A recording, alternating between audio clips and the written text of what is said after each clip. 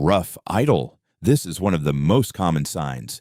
If one or more injectors are not delivering fuel evenly, the engine may struggle to maintain a smooth idle. Instead of idling steadily, the engine may feel shaky, uneven, or unstable. Sometimes the RPM dips lower than normal, sometimes it feels like the engine wants to stall. This happens because one cylinder may not be getting the same fuel delivery as the others. And when combustion becomes uneven, idle quality usually suffers first. If your car feels rough mostly at idle, especially when stopped at a light, a bad or dirty injector is one thing worth considering.